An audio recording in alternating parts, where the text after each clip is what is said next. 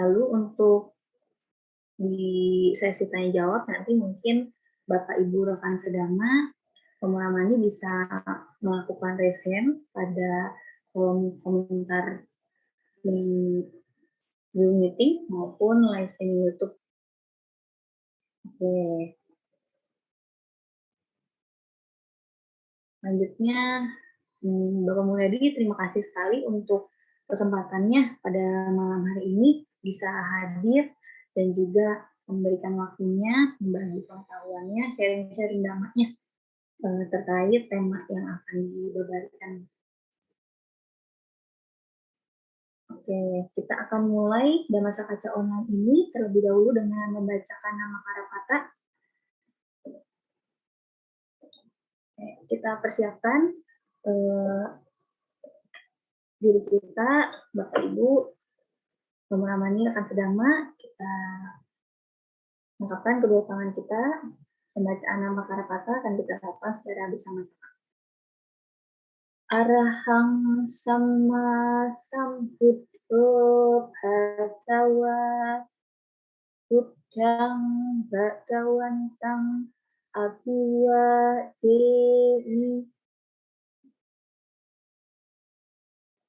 swakato bhagawata dhammo dhammang namasami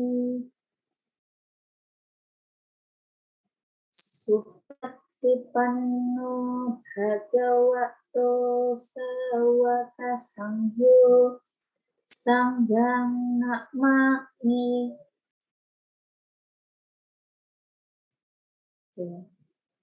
Sebelum kita mendengarkan sharing-sharing dari Bapak Mulyadi, saya akan membacakan profil dari pembicara yang luar biasa pada malam hari ini.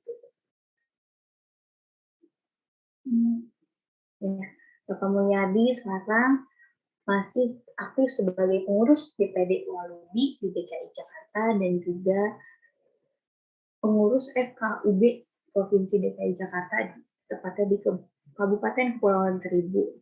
Dan sekarang juga beliau sedang menempuh pendidikan di STAB Nalanda, jurusan pendidikan keagamaan Buddha. Wow. Bapak Mulyadi ini sangat semangat sekali nih untuk belajar agama Buddha sampai masih berlanjut kayaknya sampai nanti sambil Dhammadutta sambil belajar lagi mantap sekali. Oke,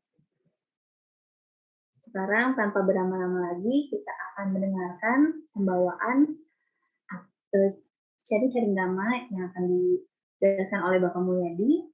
Saya persilakan Pak Mulyadi.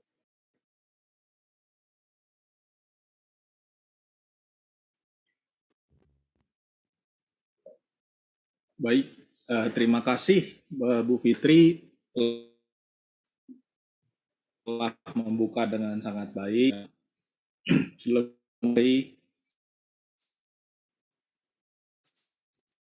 Kita merangkapkan kedua tangan, saya memberikan penghormatan kepada Guru Agung kita yang mulia Buddha. Namo tassa bhagavato arahato sama sambuddhassa. Namo tassa bhagavato arahato sama sambuddhassa. Namo tassa bhagavato arahato sama sambuddhassa. Ya, baik.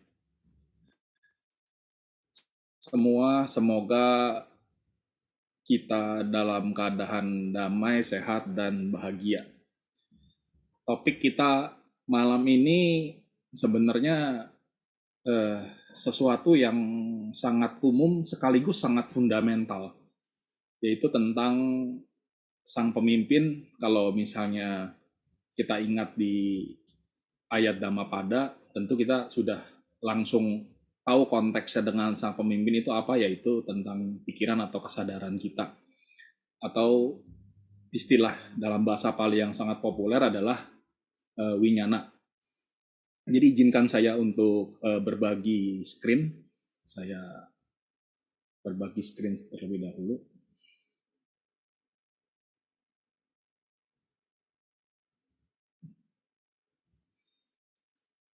Baik. Ini screen saya sudah terlihat ya? Ya, sudah. Ya, oke, baik. Ini judul kita malam ini, yaitu berkenalan dengan sang pemimpin, yaitu cerita tentang Winyana. Menurut saya, Buddha pernah satu kali di Wesali, beliau menasihati anak dari atau putra dari Niganta, pemimpin Jainisme kalau kita dengan aliran sekarang, bahwa dalam Cula Sacaka Sutta, jadi nama putra Niganta itu namanya Sacaka. Jadi Buddha berkata bahwa Sang Bagawa telah jinak dan beliau mengajarkan Dhamma untuk menjinakkan diri sendiri. Sang Bagawa dalam kondisi damai dan beliau mengajarkan Dhamma demi kedamaian. Sang Bagawa telah menyeberang dan beliau mengajarkan Dhamma untuk menyeberang. Sang Bagawa telah mencapai Nibbana dan beliau mengajarkan Dhamma untuk mencapai Nibbana. Jadi dari statement ini sangat jelas bahwa sebenarnya Buddhisme itu memberikan satu sistem penjelasan yang sangat ilmiah menurut saya, pragmatis, memuaskan, yang berhubungan dengan masalah eksistensial manusia. Semua makhluk dan dunia yang ada di sekitarnya. Faktanya mungkin menurut saya ini sistem Buddhis ini mungkin satu-satunya yang berhasil melakukannya gitu. Buddhisme mengajarkan bagaimana mengungkapkan sifat sebenarnya dari masalah, penyebab masalah, akhir masalah, dan cara untuk memecahkan masalah itu sendiri. Baik, saya lanjut dengan slide selanjutnya. Jadi sebenarnya cerita tentang Winyana ini akan saya bawakan cukup, ya dalam tanda petik cukup rumit. Jadi saya disclaimer dulu di awal bahwa nanti kalau misalnya ada kesalahan penjelasan atau nanti waktu kita berdiskusi ada yang atau saya tidak bisa menjawab, saya anggap itu sebagai PR saya dan akan saya jawab nanti gitu. Baik. Nah, pertama-tama kita santai saja, kita nggak usah seperti yang ada di gambar ini, pikirannya stres untuk karena tadi saya bilang sesuatu yang rumit, atau kita nggak usah berpikir tentang nanti pemilu yang tahun 2024 pusingnya seperti apa. Mari kita nikmati diri kita seperti ini saja. Ya, santai, tenang, happy, biar kita bisa belajar sama-sama dengan baik. Baik, ini adalah quote yang awal yang menurut saya karena winyana atau pikiran ini sangat penting, jadi para sesepuh kita itu dalam menyusun Tipitaka menempatkan di nomor 1 dan nomor 2 di Dhammapada. Ini adalah sangat populer sekali, sangat terkenal. Pemimpin adalah pelopor segala sesuatu, pemimpin adalah pembentuk dan segalanya. Seperti pikiran jahat akan penderitaan mengikuti, jika pikiran murni atau baik kebahagiaan akan mengikuti. Jadi menurut saya pembelajaran tentang pikiran dan posisi pikiran atau winyana ini, Buddhis ini sangat fundamental. Menurut saya kita perlu juga atau mungkin bahkan sangat perlu untuk tahu bahwa sebenarnya pikiran itu seperti apa sih yang diceritakan di dalam Tipitaka, yang diceritakan di kitab-kitab yang lain. Nanti saya juga ada mengutip beberapa karya dari para sesepuh ya. Jadi nanti kita bisa lihat mereka akan berbicara seperti apa. Kalau kita bertanya pada diri sendiri, sebenarnya apakah saya sadar sekarang? Nah, ini cerita nih. Nah, Bu Fitri sekarang sadar gak? Teman-teman di sini sadar nggak? Ada dong, Pak. Sadar ya. Nah, itu gampang jawabnya, sadar kita. Betul ya, jawabnya singkat. Tetapi menempatkan pengalaman tentang sadar dan pemahaman ini ke dalam satu kata-kata yang bermakna, itu persoalannya lain lagi gitu. Jadi di sana dapat apakah kita sadar itu sudah menyebabkan banyak sekali volume pemikiran, diskusi, literatur yang ditulis tentang kesadaran ini. Sampai-sampai Buddha pun menitik beratkan bahwa kesadaran atau winyana atau pikiran ini sesuatu yang sangat fundamental sekali. Dan bisa dikatakan bahwa hampir sebagian besar Tipitaka itu berbicara bagaimana cara kita menjinakkan si kesadaran ini sebenarnya. Nah, jadi sejak abad 20 ini, ya kan, ada minat yang sangat besar nih terhadap agama Buddha, terutama sejak ada satu kitab Abhidhamma, buku pertama Dhamma Sanggani yang diterjemahkan itu ke dalam bahasa Inggris, dan tiba-tiba terjemahan itu setelah diterjemahkan dalam bahasa Inggris dan sampai di akademisi atau para skolastik di Eropa, mereka sangat terkejut sekali dengan begitu dalamnya pengetahuan tentang kesadaran, tentang pikiran, tentang psikologi Buddhis terutama, dibandingkan dengan ilmu yang mereka punya pada saat itu. Nah, akhirnya mengarahlah satu jenis, seperti ada satu jenis ilmu baru yang disebut mungkin ilmu pikiran itu sendiri. Dan dari psikologi, bahkan dengan kondisi dalam tanda kutip kesadaran tertentu, dengan konteks yang berbeda yang dipakai para hipnoterapis untuk penyembuhan atau untuk menggali segala sesuatu, dikembangkan sampai seperti itu gitu. Dan ada satu filsuf Amerika namanya Daniel Dennett. Daniel Dennett kalau saya tidak salah, dia berkata bahwa nanti kesadaran manusia hanyalah misteri terakhir yang akan bertahan. Misteri terakhir yang mungkin tidak semua orang bisa memecahkannya gitu. Hanya orang-orang tertentu dan punya jalan tertentu yang kita sangat beruntung, jalan itu sudah ditunjukkan oleh Yang Mulia Buddha, bisa mengungkapkan misterinya itu seperti apa gitu. Dan sekarang kita secara intelektual mungkin kita bisa membaca, kita bisa memahami. Tapi untuk mencapai kita perlu lebih dari itu. Nah, poin utama tentang winyana ini dalam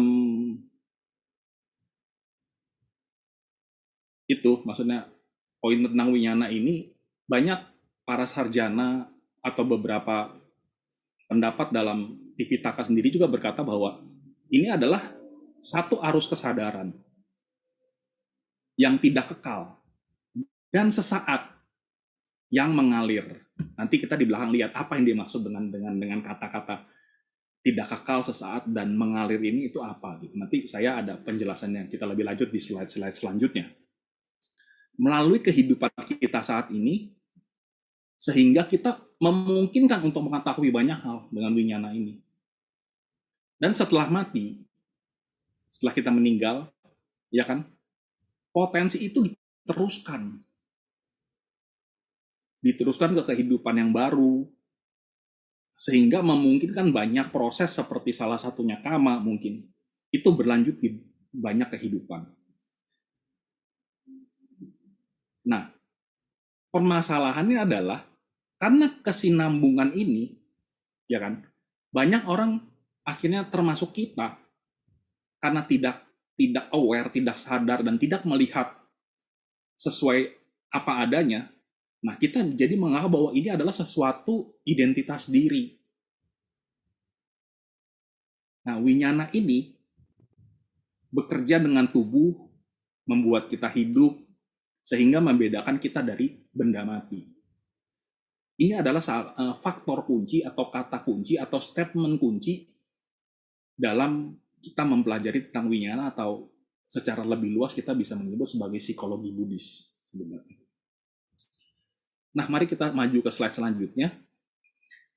Saya ada mengutip dari satu sutta namanya Asuttawa Sutta dari Sangyutta Nikaya 12.61. Nah, di sini ada statement, tetapi para biku, sehubungan apa yang disebut dengan batin, di teks palinya itu disebut cita, diterjemahkan sebagai batin, Lalu ada pikiran, dan pikiran di teks paling itu mano, dan kesadaran winyana. Kaum duniawi tidak terpelajar, tidak bisa mengalami kejijikan terhadapnya, tidak bisa menjadi bosan terhadapnya, dan terbebaskan darinya. Karena alasan apakah? Karena sejak lama digenggam olehnya, digemari dan dicengkram sebagai ini milikku, tanha, ini aku, sehubungan dengan faktor batin mana, dan ini diriku atau diti. Oleh karena itu, kaum duniawi yang tidak terpelajar tidak bisa mengalami kejijikan terhadapnya, tidak bisa bosan terhadapnya dan terbebaskan darinya. Nah, Ibu Bapak, saudara-saudari sedama,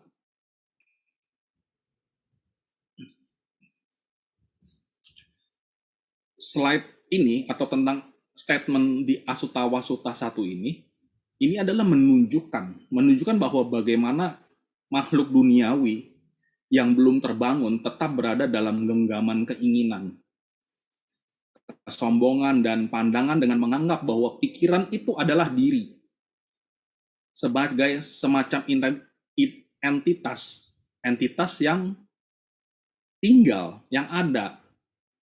Meskipun dia menyadari bahwa pikiran dan kesadarannya sendiri, yaitu dia mungkin mengalami kesadaran reflektif, tapi dia belum bisa melepas genggamannya. Nah, apa yang dimaksud saya warnai dengan merah ini ada penjelasannya ada seperti ini. Nah, ini ada 3 jenis ketamakan atau loba. Nah, ini ada bahasa Inggrisnya, this is mine, I am myself. Nah, bahasa Inggrisnya agak jelas nih. Kalau di bahasa Indonesia semuanya aku, atau saya. Nah, ini bahasa palingnya. This is mine adalah menggenggam nafsu keinginan. Ini milikku. Ini milikku. Nafsu keinginan. Ini aku. This is I am. This I am. Ini saya. Eso hamasmi artinya kesombongan, menunjukkan kesombongan. Dan ini adalah diriku. Menganggap sesuatu ada identitas diri. Ada self dalam diri kita. Nah, ini adalah pandangan keliru. Siswa mulia di sisi lain mencerminkan sebagai berikut. Ini bukan milikku, ini bukan aku, dan ini bukan diri. Ketika diaplikasikan terhadap 5 agregat, pancakanda, nanti kita lihat apa itu pancakanda, maka didapatkan 20 pandangan keliru bagi yang tidak terlatih, yang melihat bentuk dan lain-lain sebagai diriku, sebagai milikku, bentuk di dalam diriku, bentuk diriku di dalam bentuk. Baik Sutta dan Abhidhamma mendefinisikan sebagai sakayaditi, yang terdiri dari 20 jenis pandangan salah. Jadi ini ada satu ya, diriku, milikku, bentuk di dalam diri, diriku di dalam bentuk. Nanti diaplikasikan, ini udah 4 ya, dan diaplikasikan terhadap 5 agregat. Nanti ada yang perasaan, ada yang persepsi, ada yang faktor-faktor batin lainnya, dan terhadap winyana itu sendiri. Ini ada penjelasan tambahan aja. Ini saya menjelaskan bahwa ternyata di sutta itu ada penjelasan tentang, ada statement tentang cita, ada mano, dan kesadaran yang sebenarnya ini hal yang serupa, tapi hanya berbeda konteks. Nah, kita lihat di sini ada lagi di Wina Sutta, Sangyutta Nikaya 35246 atau Winopama Sutta atau sutta tentang perumpamaan kecapi. Di sini ada statement tentang cita juga ini. Nah, ini ada tentang cita juga. Para biku di dalam diri biku dan bikuni, manapun keinginan atau nafsu atau kebencian atau delusi atau ketidaksenangan pikiran muncul, sehubungan dengan bentuk-bentuk yang dapat dikenali oleh mata, maka ia harus mengendalikan pikirannya. Di teks bahasa palingnya itu citanya sebagai berikut. Jalan ini menakutkan, berbahaya, bertaburan duri, tertutup oleh hutan, jalan yang menyimpang, jalan yang buruk, jalan yang serba kekurangan.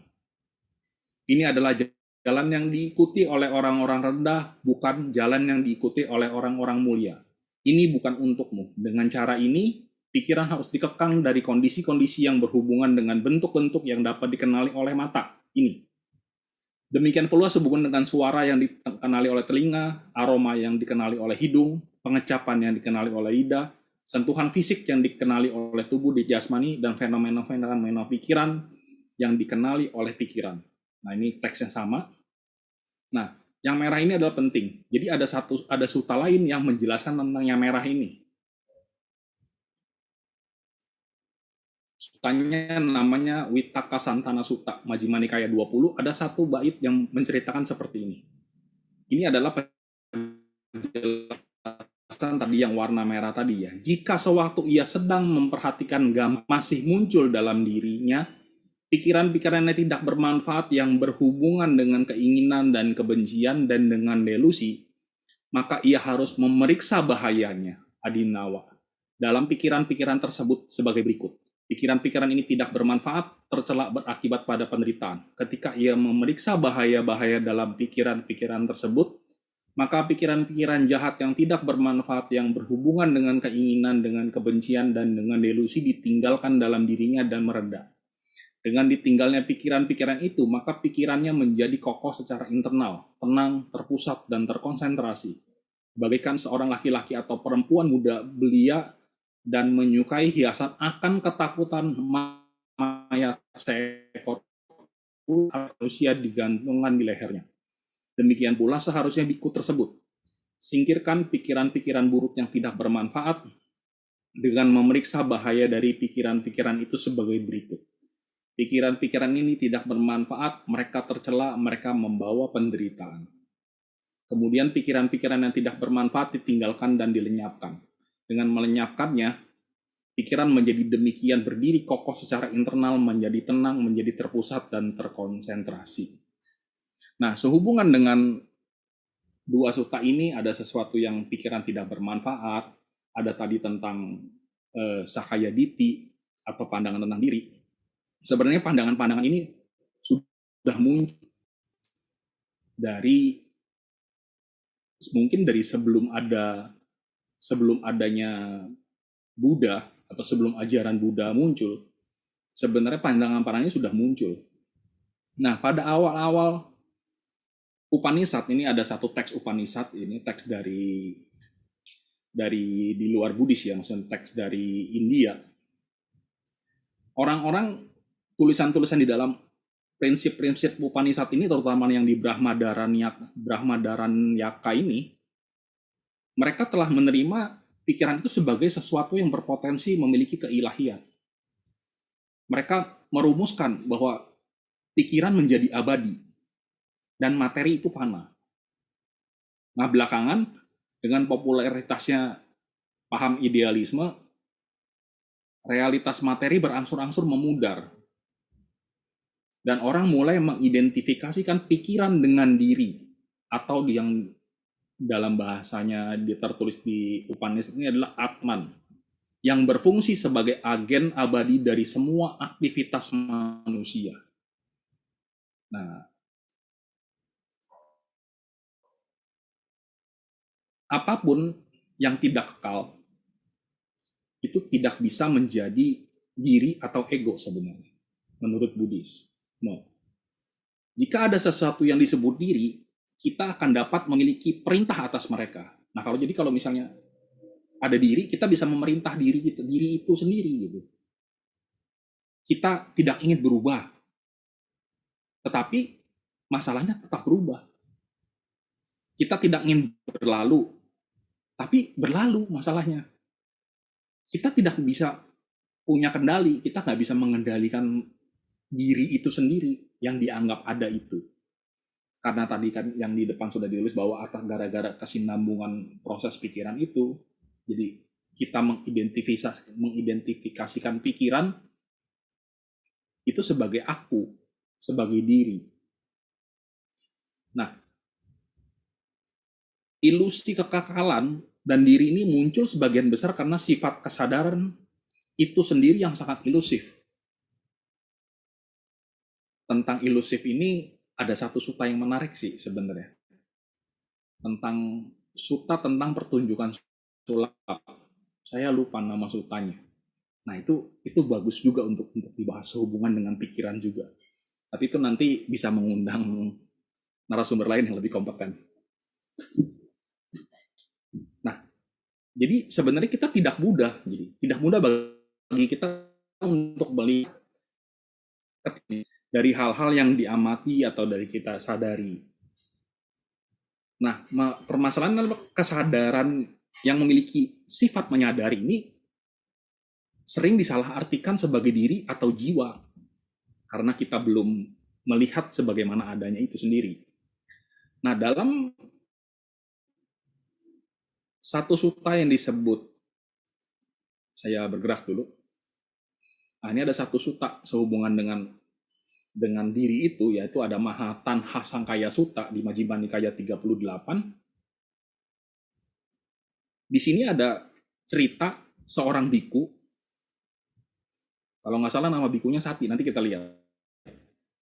Seorang biku yang sampai pada kesimpulan yang salah bahwa kesadaran yang sama inilah yang dilahirkan kembali, bahwa kesadaran Wiyana yang sama inilah yang dilahirkan kembali. Biku itu berlatih sampai melihat itu, sampai memiliki kesimpulan seperti itu. Nah, pemahaman seperti ini mirip seperti pemahaman-pemahaman tadi yang ada di dalam Upanishad. Nah, di sini nanti Buddha akan memberikan bagaimana pandangannya, penjelasannya ya. Mari kita baca sutanya yang udah saya potong sebagian. Nah, Sang Bagawa kemudian bertanya kepadanya, Sati, benarkah bahwa suatu pandangan sesat telah muncul padamu?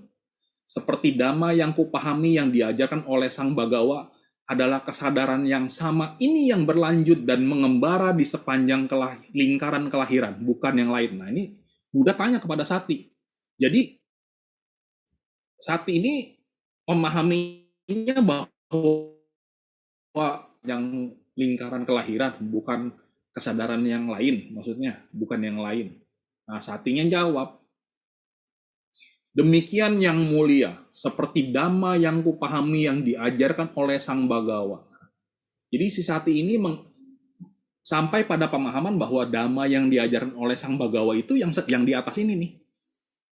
Nah, kesadaran yang sama yang mengembara. Nah, di sini saya baru ketemu juga nih dalam tanda kutip Buddha ngomel ini. Nah, lalu Buddha bertanya, apakah kesadaran itu Sati? Nah, yang mulia itu adalah apa yang berbicara dan merasakan dan mengalami di sana-sini akibat dari perbuatan-perbuatan baik dan buruk. Nah, kesadaran itu pemahamannya Sati tadi menganggap bahwa yang di sana-sini loh, ya ini yang saya lagi berbicara, yang merasakan, mengalami ini itu, ya kan? Akibat perbuatan baik, perbuatan buruk itu yang ngalamin kesadaran gitu, yang bisa berbicara. Nah, ini ada satu, saya lupa pandangan Atta tentang apa itu kan. Nanti bisa diulik lebih jauh juga tentang Atta, itu sangat menarik juga. Nah, orang sesat. Nah, ini Budanya dalam tanda kutip marah ya. Orang sesat, dari siapakah engkau pernah mengetahui bahwa aku mengajarkan dhamma seperti itu? Orang sesat, dalam banyak khotbah bukankah aku menjelaskan bahwa kesadaran adalah muncul bergantungan? Jika tanpa satu kondisi, maka tidak ada asal mula kesadaran. Nah, jadi di sini Buddha memberikan statement. Kesadaran itu muncul bergantungan, artinya harus ada kondisi yang bisa memunculkan kesadaran. Nanti kita lihat di belakang, saya ada memberikan satu skema tentang kemunculan bergantungan ini. Tetapi engkau, orang sesat, telah salah memahami bahwa kami dengan pandangan salahmu dan melukai dirimu sendiri dan menimbun banyak keburukan. Hal ini akan menuntun menuju bencana dan penderitaanmu waktu yang lama. Untuk waktu yang lama. Nah, lanjut. Jika tanpa satu kondisi, maka tidak ada asal mula kesadaran. Tetapi Biku Sati ini, putra seorang nelayan, salah memahami kita dengan pandangan salahnya dan melukai dirinya sendiri dan menimbun banyak keburukan. Hal ini akan menuntun menuju bencana dan penderitaan orang sesat ini untuk waktu yang lama. Kesadaran digantung padanya, maka ketika kesadaran bergantung pada mata dan bentuk, maka dikenal sebagai kesadaran mata. Demikian juga dengan indera-indera yang lain ya. Maksudnya kalau misalnya suara, telinga ya suara, kesadaran telinga. Kalau hidung, kebauan atau aroma, kesadaran hidung. Lidah, rasa kecapan, kesadaran lidah. Kalau objek sentuhan, kesadaran fisik, kesadaran tubuh, kesadaran badan. atau yang bergantung pada pikiran, objek-objek pikiran, maka disebut kesadaran pikiran. Nah, menarik ya. Seperti halnya api yang muncul dari mana? Ada kalau dari kayu gelondongan, maka disebut kayu gelondongan dan lain-lain. Sama ketika kesadaran muncul dan bergantung pada mata dan bentuk, ini mata maksudnya fisik ya, maksudnya mata fisik kita. Jadi kesadaran mata itu munculnya bergantung karena adanya bentuk-bentuk dan adanya mata, walaupun ada yang lain, ada cahaya juga penting ya, ada cahaya. Kalau nggak ada cahaya, ya kesadaran mata juga nggak muncul. Terus harus ada perhatian juga, tapi itu nanti cerita berbeda yang lebih dalam di Abhidhamma. Nah, ketika kesadaran muncul dengan bergantung pada pikiran, objek-objek pikiran, maka dikenal sebagai kesadaran pikiran. Ini mirip-mirip seperti ini. Nah, jadi di sini kesadaran itu Buddha menjelaskan. Jadi Buddha menjelaskan bahwa kesadaran itu, Dhamma itu munculnya bergantung pada kondisi-kondisi yang lain. Jadi tidak bisa tiba-tiba muncul. Nggak ada itu namanya kesadaran yang dapat berbicara apa segala macam yang disalahartikan oleh Bhikkhu Sati tadi. Kita lanjut bahwa ada satu pemahaman yang berbeda juga, yang salah juga, di Mahapunama Sutta Majjhima Nikaya 109. Nah, kemudian dalam pikiran salah seorang bhikkhu muncul pikiran ini. Jadi sepertinya bentuk materi adalah bukan diri, perasaan adalah bukan diri, persepsi bukan diri, bentukan-bentukan bukan diri, kesadaran bukan diri. Kalau begitu, diri apakah? Nah, diri apakah yang melakukan perbuatan sebagai akibat dari apa yang dilakukan oleh apa yang bukan diri? Nah, bingung ya kata-katanya ya. Nah, ini jawaban Buddha. Kemudian Sang Bhagawa dengan pikirannya mengetahui pikiran biku tersebut, berkata kepada biku tersebut sebagai berikut.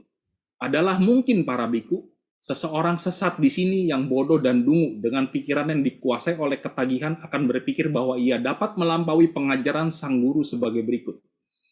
Jadi sepertinya bentuk materi adalah bukan diri dan lain-lain.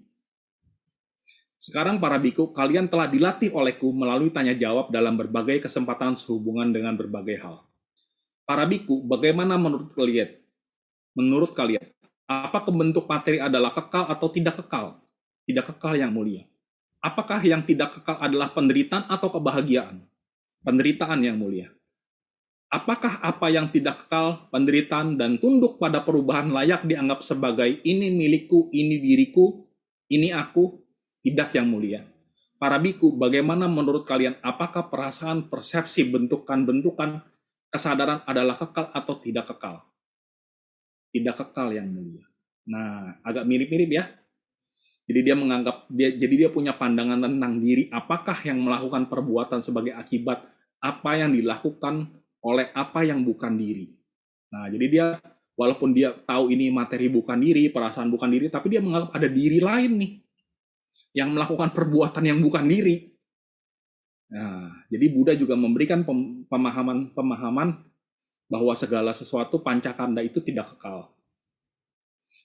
Nah, oleh karena itu, para biku, segala jenis bentuk materi apapun, apakah di masa lampau, di masa depan, atau di masa sekarang, segala bentuk materi harus dilihat sebagaimana adanya dengan kebijaksanaan benar sebagai berikut. Ini bukan milikku, ini bukan aku, ini bukan diriku. Segala jenis perasaan apapun, persepsi, bentukan-bentukan apapun, jenis kesadaran apapun, segala jenis kesadaran harus dilihat sebagaimana adanya dengan bijaksana benar sebagai berikut. Ini bukan milikku, ini bukan aku, dan bukan diriku. Nah, di sini juga Buddha menambahkan bahwa bukan hanya materi, perasaan, persepsi, atau pancakanda yang saat ini aja nih, yang bukan milikku, bukan aku, dan bukan diriku, tapi yang di masa lampau. Pancakanda itu juga dicentang oleh atau harus dilihat dengan bijaksana sebagai tiga ini. Baik ya. Nah, jadi kedua sutta itu menjelaskan bahwa segala sesuatu kesadaran itu muncul karena kondisi. Nah, ini di Mahapunama Sutta di bagian cuplikan yang berbeda saya mengutip bahwa tetapi yang mulia dengan cara bagaimanakah sebutan kelompok-kelompok unsur kehidupan berlaku pada kelompok unsur kehidupan? Biku, segala jenis bentuk materi apapun, apakah di masa lampau, depan atau belakang, di masa depan atau di masa sekarang, internal atau eksternal, kasar, halus, hina atau jauh, hina atau mulia, jauh atau dekat, ini adalah kelompok unsur materi. Segala jenis perasaan apapun, sama ya, maksud teksnya ya, dia tulis kelompok unsur perasaan. Yang lain juga sama, kita bisa baca sendiri.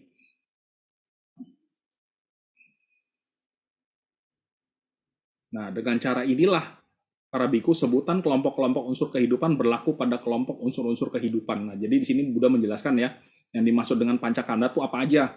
Nggak hanya saat ini, tapi di masa lampau, di masa depan, di masa sekarang, internal, eksternal, kasar, halus, hina atau mulia, jauh atau dekat, itulah yang disebut dengan kelompok unsur materi. Begitu juga dengan perasaan, persepsi, dan lain-lainnya.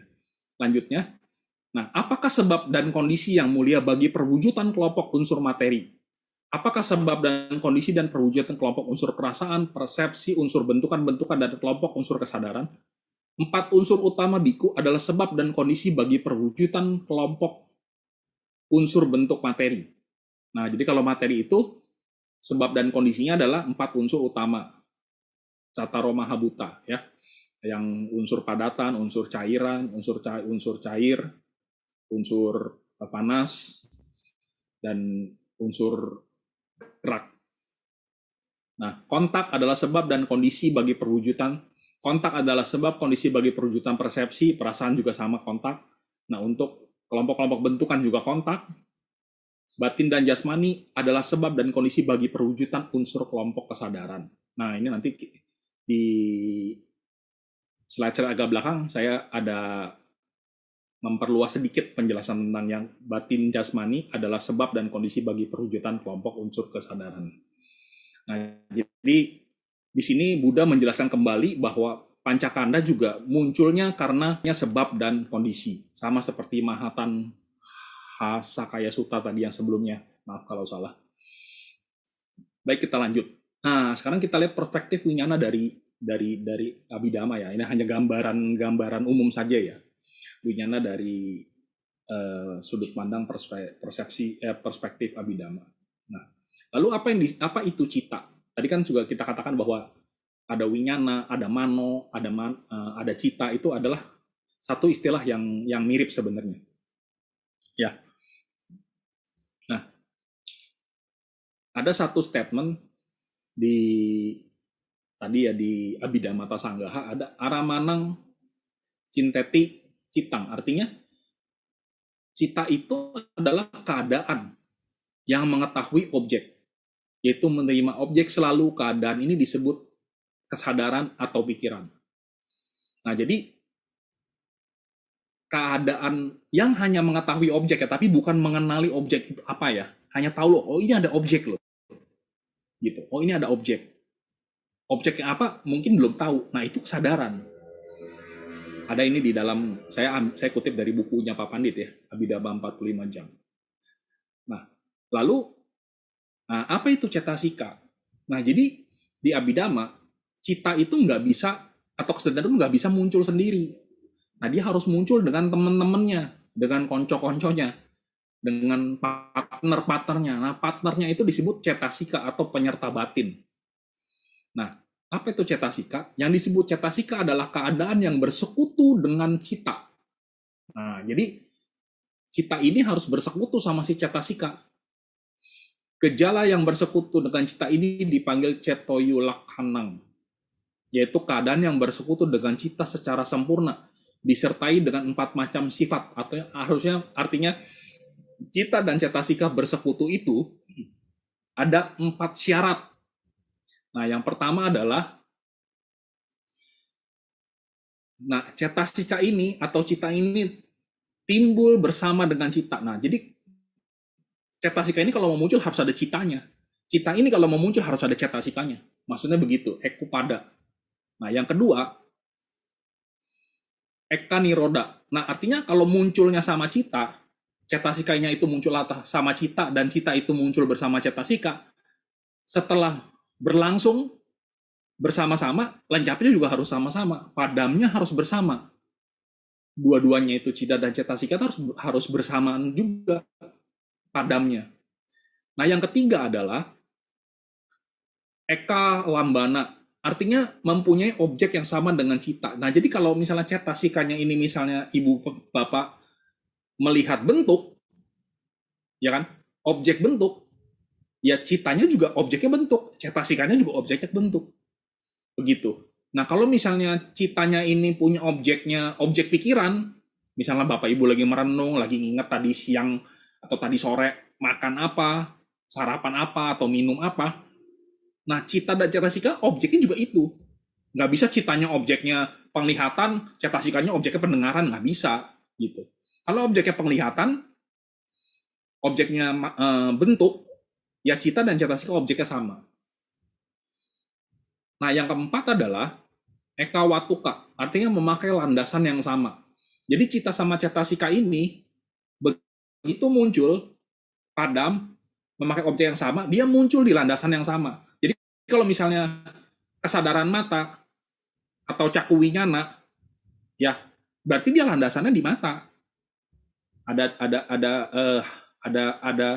organ sensitivitas mata, itu landasan di situ. Nah, kalau pikiran ada di hadaya watu, misalnya landasannya. Begitu juga dengan cita yang lain, dengan misalnya pendengaran, nah itu nanti ada di organ telinga, kalau aroma ada di organ penciuman, organ sensitivitas penciuman, dan kalau misalnya lidah untuk mencicipi rasa, begitu juga dengan anggota tubuh kita dengan sentuhan. Jadi landasannya sama. Jadi nggak ada landasannya cita itu misalnya landasannya mata, cetasikanya landasannya lidah, nggak bisa. Gitu. Jadi landasannya sama. Ya, jadi baru ini sempurna disebutnya. Jadi kalau misalnya salah satu ini nggak terpenuhi, ya nggak muncul, mereka nggak muncul, gitu. Ya, nah kita lanjut. Nah, winyana ini di dalam filsafat Buddhis, terutama di Pancakanda ini, itu punya satu posisi yang unik ya sebenarnya.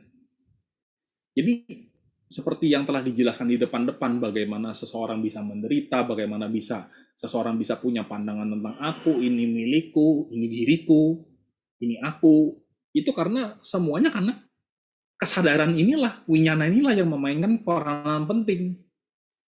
Bahkan kita berputar-putar di siklus samsara, lahir mati, siklus keberadaan, proses samsara ini, cita ini juga memainkan peranan yang sangat penting di sana.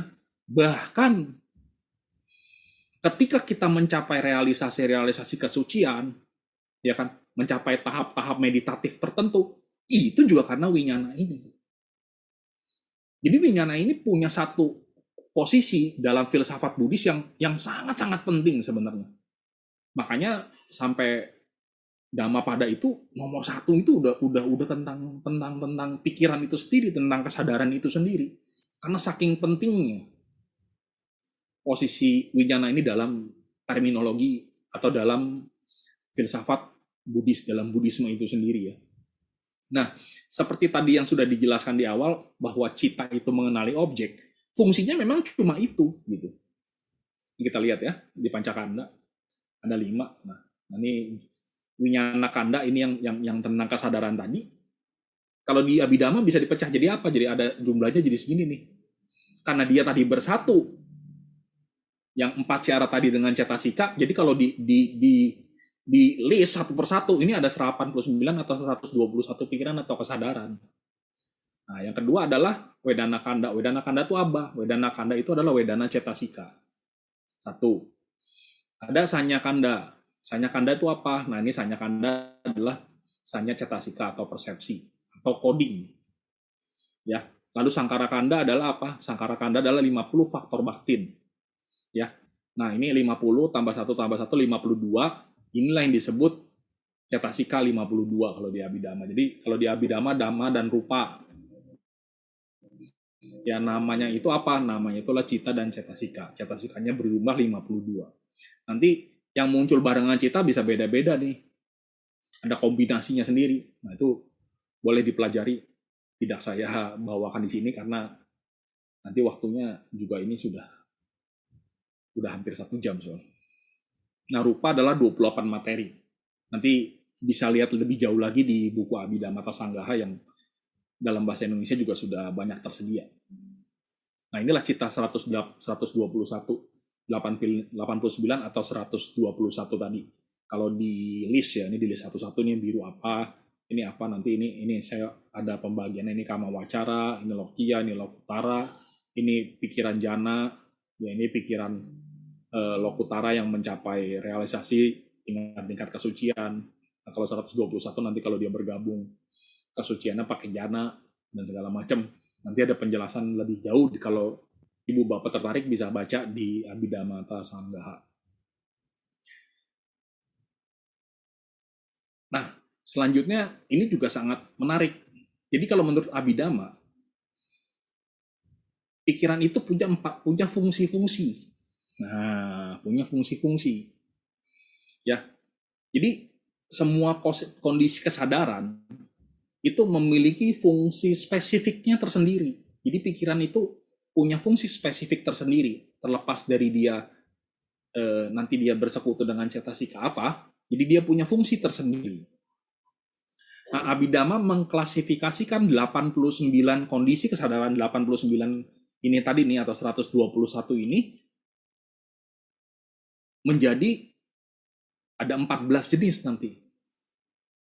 14 jenis fungsi pikiran, ya, atau kica cita, fungsi pikiran. Nah, yang pertama adalah bawangga kica, subconscious life continuum. Jadi fungsinya adalah menyambung keberadaan kehidupan. Nah, bawangga ini terdiri dari dua kata ya, bawa dan angga. Yang berarti bawa ini kita tahu ya, bawa, kama bawa, wibawa tanha, atau ada wibawa, bawa, semuanya. Bawa itu atau di Paticca Samuppada kan ada bawa, jati, jara marana, keberadaan atau eksistensi. Dan angga ini di belakangnya ini, bawa angga adalah faktor. Jadi faktor eksistensi ini sebenarnya. Jadi maksudnya kondisi eksistensi yang mutlak atau perlu. Jadi bawa angga ini harus ada untuk menyambung keberadaan kehidupan kita. Nanti kita lihat ya, di sini saya ada menampilkan satu slide tentang proses pikiran, bagaimana nanti ada bawangga di sana. Nah, jadi bisa didefinisikan sebagai fungsi kesadaran yang bertindak untuk melestarikan kehidupan. Nah, penyambung keberadaan kehidupan, melestarikan keberadaan individu dari saat pembuahan. Nah, saat Pati Sandi Kala, pada saat pembuahan, sampai nanti kita mengalami kematian. Bawangga ini menyambung keberadaan dari kehidupan.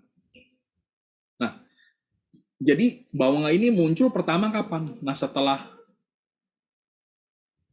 kesadaran keaslian kembali atau Pati Sandi Cita atau Pati Sandi Winyana muncul dan lenyap, langsung kemunculan selanjutnya disambung oleh bawangga. Nah, nanti kita lihat ya. Penjelasannya sebenarnya cukup panjang, tapi untuk sementara sampai di situ dulu. Sekedar tahu, karena ada 14, ada 13 yang lain. Yang kedua adalah awajana kica. Nah, jadi fungsinya adalah ketika objek ini kontak dengan salah satu panca indera, nah misalnya ada satu objek bentuk dan kontak dengan indera mata, ya kan? Nah, yang bawangga ini akan berlalu, ya kan? Akan diikuti setelah aliran bawangga ini terputus, akan disambung dengan fungsi pengarah pintu indera ke objek indera. Jadi begitu. Jadi ada fungsi yang mengarahkan indera kita ke objek. Kalau misalnya mata ngelihat bentuk, bisa ngelihat warna, bisa juga bentuk, bisa juga warna, bentuk, dan lain sebagainya yang berhubungan dengan penglihatan. Ya. Nah, setelah itu apa? Setelah itu ada dasana kica, fungsi melihat. Nah, ini gak jelas lah fungsi melihat ya. Fungsi melihat, terus ada fungsi mendengar, ada fungsi mencium aroma, ada fungsi mengecap rasa kecapan, ya, ada fungsi sentuhan fisik, ya. Nah, ini melalui landasan panca indera, ya. Nah, jadi Fungsi ini kapan muncul? Setelah fungsi ini selesai nih. Awajana kica selesai, muncullah cita yang secara langsung mengetahui objek. Nah, ini cita yang mengetahui objek nih. Mengetahui, bukan memahami ya. Jadi hanya melihat ya, dia hanya lihat ada objek. Ada mendengar, dia ada mendengar objek. Objek suara. Tapi dia nggak tahu itu suara apa. Begitu juga untuk yang lainnya nih. Sampai sentuhan fisik. Ini melalui panca indera. Yang selanjutnya adalah sampati cana kica. Fungsi ini apa? Nah, fungsi ini adalah pikiran menerima pengalaman dari nomor 3 hingga nomor 7. Diterima sama fungsi yang ini, sampati cana kica namanya. Ya. Lalu selanjutnya dia memeriksa. Memeriksa apa? Memeriksa pengalaman yang dialami oleh fungsi yang nomor 8 ini. Fungsi memeriksa dari yang diterima. Jadi setelah ini diterima, diperiksa sama santirana kica. Lalu, setelah diperiksa, ada fungsi yang memutuskan dari apa yang diperiksa oleh nomor 9. Nah, setelah diperiksa ini ada yang memutuskan nih, yang akan melakukan tindakan. Nah ini jawana kica. Fungsi mendorong tindakan dari apa yang diputuskan oleh nomor 9. Jadi kalau misalnya nomor 9 ini setelah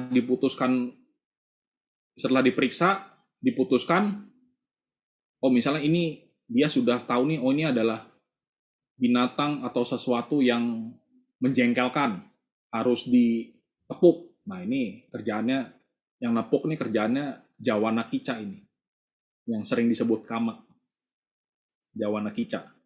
Nah, lalu ada yang fungsi mencatat pengalaman dari nomor 2 ini sampai nomor 11 ini. Jadi ini setelah selesai ini fungsi-fungsi ini setelah selesai dicatat. Nah, makanya kita kadang-kadang bisa ingat kita habis ngapain gitu, karena dicatat. Fungsi pencatatan. Lalu ada fungsi yang menghentikan kehidupan, cuti kica, dan terakhir adalah fungsi patisandi kica, yaitu fungsi kemunculan atau lahir ke kehidupan berikutnya.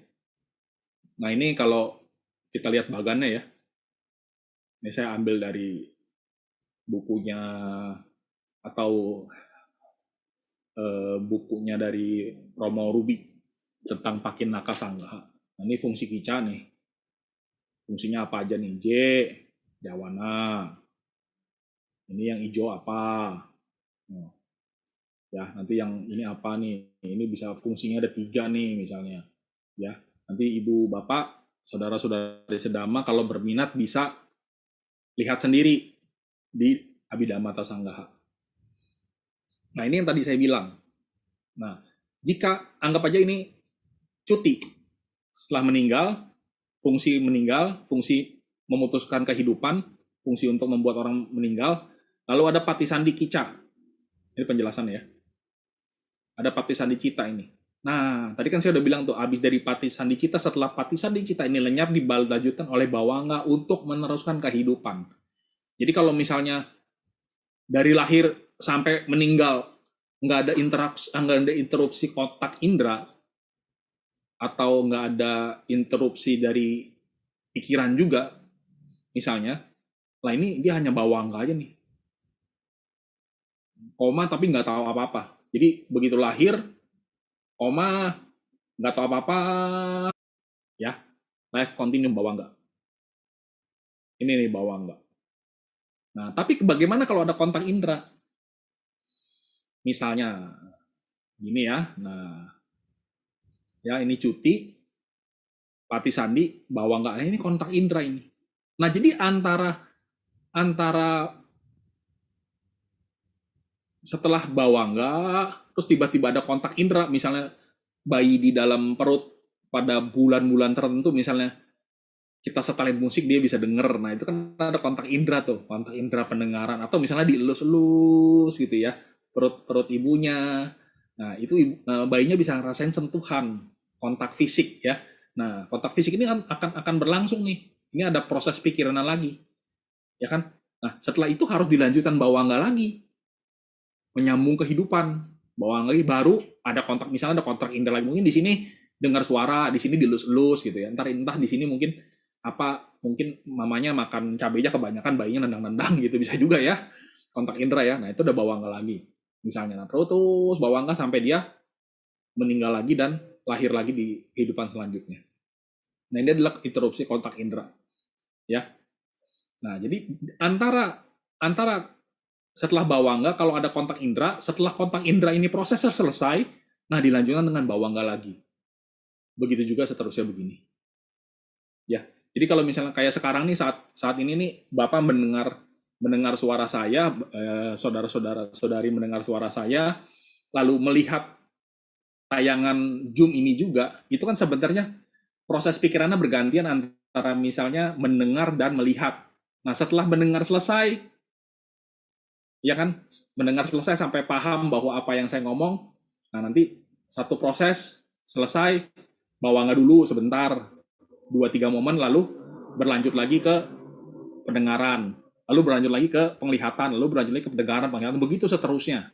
Ya, atau misalnya di sebelah ibu Bapak ada anak yang lagi menyentuh Bapak atau menyentuh ibu gitu ya. Nah, itu kan ada kontak indera lagi tuh. Kontak indera lagi. Nah, itu setelah selesai prosesnya bawangga lagi gitu ya. Nah, ini hanya penjelasan aja. Ya. Nah, ini misalnya proses kalau misalnya objeknya penglihatan. Nah, ini yang fungsi-fungsi tadi ya. Ini bawangga, fungsi bawangga, ini fungsi PD. Kecepatan. Nah, ini PD ini pancaduara tadi yang fungsi mengarahkan indera ke objek. Nah, ini cakuwinyana. Karena sudah ada kontak dengan objek, lalu muncul nih cakuwinyana. Nah, ini fungsi sampatinyana, menerima, santirana, memeriksa. Ini fungsi wotapana yang tadi fungsinya. Fungsi untuk memutuskan. Nah, ini J, jawana. Fungsi apa tadi? Fungsi pendorong, fungsi aksi.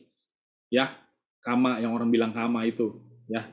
Nah, lalu ini tadaramana, fungsi pencatatan. Ya. Jadi fungsi cita dan cuti sudah fungsi kelahiran dan fungsi kematian tadi sudah ya. Ini bisa beda-beda nih. Yang di ini cakuwinyana kalau pintu mata. Ya kan? Kalau pintu telinga ya ini kesadaran telinga. Nah, kalau misalnya lagi makan yang dominan fungsi kecapan gitu ya. Nah, ini adalah fungsi kognitif pintu pikiran. Nah, ini saya gabung jadi seperti ini nih. Nah, jadi setelah mengalami proses pintu indera, pasti akan disambung ke proses pintu pikiran. Ini pasti nih. Jadi setelah kita melihat, kita nggak langsung melihat lagi sebenarnya. Karena kejadiannya sangat cepat sekali, jadi kita kadang nggak sadar. Nah, setelah selesai, langsung masuk kognisi pintu pikiran. Nah, tapi kalau misalnya kognisi pintu pikiran ini kadang nggak selalu bergantung sama kognisi pintu indera. Misalnya contohnya kalau kita lagi ngimpi misalnya, lagi mimpi kan kita nggak melihat mimpi kan secara mata fisik kan. Nah, berarti itu langsung bisa masuk sendiri kognisi pintu indera. Nah, kognisi pintu indera akan berlangsung terus nih. Dan dia akan mulai sedikit-sedikit memaknai apa sih yang dimaknai, terus sampai pemaknaan ke N selesai. Jadi begitu misalnya Bapak ini misalnya ngelihat tas Louis Vuitton misalnya ya, ibu-ibu melihat tas Louis Vuitton, tapi kan kadang-kadang ibu nggak tahu, taunya itu ada benda aja, ada bentuk aja, ya kan? Nah, setelah bentuk itu, setelah tahu itu bentuk, ada pemaknaan nih, bentuk, masuk lagi, dilihat lagi sekali lagi. Itu apa? Oh, bentuknya seperti ini. Wah, dimaknai lagi apa, sampai kita sadar bahwa itu adalah tas dengan merek Louis Vuitton misalnya gitu. Atau itu tas KW-nya misalnya gitu.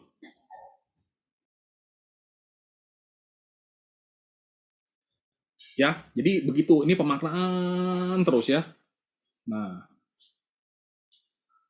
Nah, ini terjadi multiple proses kombinasi dan akumulasi pemaknaan kognisi dari pintu pikiran. Jadi ini proses terus-menerus nih. Jadi setelah satu proses indera, proses pemaknaannya lama, banyak nih proses pintu pikirannya. Nanti balik lagi, proses lagi sampai kita mengetahui pemaknaan bahwa itu apa gitu. Yang bawah ini sangat menarik sebenarnya, tapi ini secara khusus akan ada pembahasan tersendiri di Mula Pariyaya Sutta. Jadi saya skip saja dulu sementara ini hanya penjelasan tambahan bahwa di sini ada proses terjadinya bisa vipalasa, papanca secara secara ini ya, ekspresi, nanti ekspresi bisa emosi, ego dan segala macam. Nah, jadi yang terjadi adalah seperti ini nih, yang tadi saya bilang ini proses pintu pikiran, proses pintu panca indera, lanjutkan. Ini yang tadi ini ya, yang ini ya, yang ini saya kecilin jadi segini. Jadi bisa pemaknaan A, langsung pemaknaan B, langsung pemaknaan C. Kira-kira yang terjadi seperti ini. Nah, ini satu lihat dimaknai apa, ini lihat dimaknai apa. Nah, setelah berlangsung berkali-kali, ya kan? Nah, dia mulai menghubung-hubungkan apa yang sudah dilihat dan dikonseptualkan setelah N kali, setelah kejadian yang ini berlangsung sampai miliaran kali, triliunan kali, ya kan? Nah, jadi ini sebenarnya saya gambarnya dapat sedikit ya, tapi sebetulnya banyak sekali yang dilihat, yang berlangsungnya miliaran kali atau triliunan kali mungkin. Nah, lalu dikonseptualkan, misalnya jadinya seperti ini, nah gitu. Jadi hasil akhir konseptual endnya itu seperti ini. Oh ini bentuk, oh ini kucing misalnya. Bahkan ada yang tahu ini kucing Persia misalnya, atau ini kucing kampung gitu misalnya. Atau ini anjing. Persepsi orang bisa beda-beda kalau ngelihat.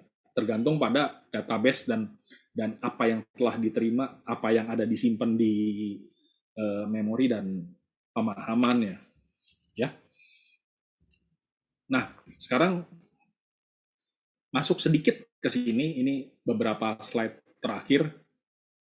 Ya, kita cerita tentang hubungan antara winyana dan nama rupa ya.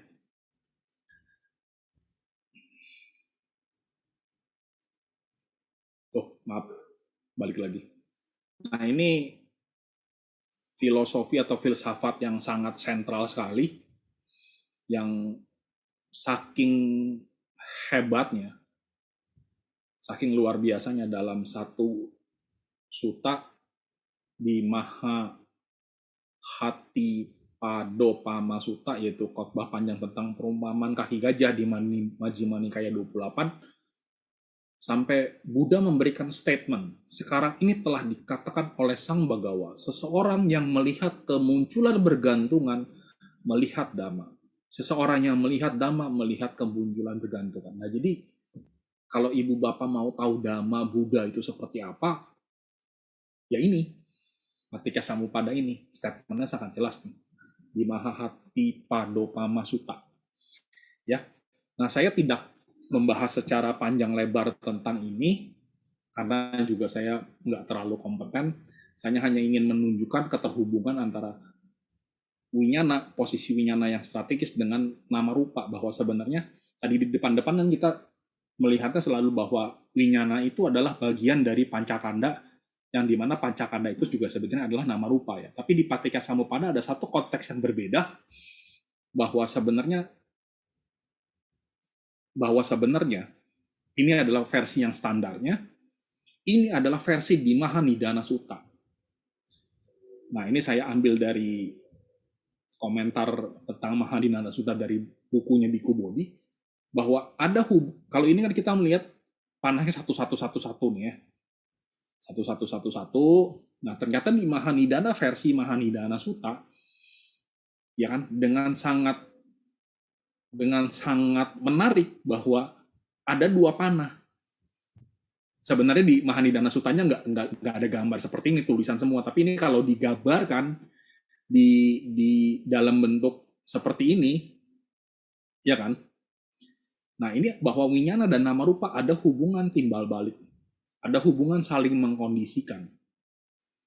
Nah, salayatananya hilang, karena salayatana sebenarnya termasuk di dalam rupa. Kalau nanti ini mau tahu kenapa, bisa mempelajari di metode penjelasan Paticca Samuppada yang kalau saya tidak salah ada 7, kalau nggak salah. Ada 7 metode untuk menjelaskan Paticca Samuppada ya.